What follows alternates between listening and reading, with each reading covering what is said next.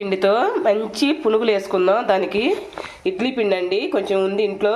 మిగిలిన పిండితో ఇడ్లీ పిండితో ఇదిగోండి ఉల్లిపాయ ముక్కలు, పచ్చిమిర్చి ముక్కలు, కొంచెం సాల్టు,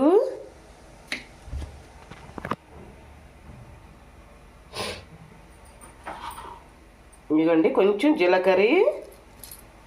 ఇది బాగా కలుపుకుందాం. ఇలా కలుపుకుందాం.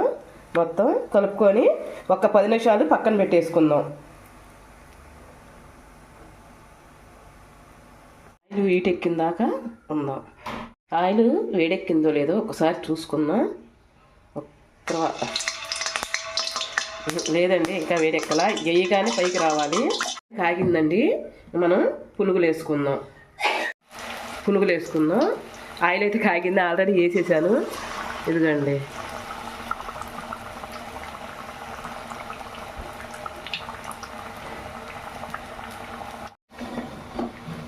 ఇడ్లీ పిండితో వేస్తున్నాం కదా బొండాలు, పునుగులండి. చాలా బాగా వస్తున్నాయి. చూడండి కలర్ కూడా.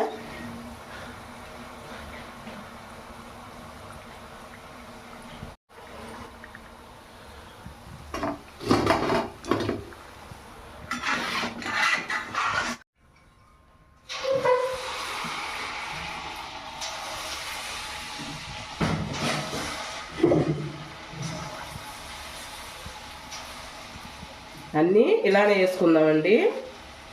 మొత్తం ఇలానే వేసుకొని ఫ్రై చేసుకుందాం. పునుగులు రెడీ అయినాయి. ఇంక మనం తినేద్దాం.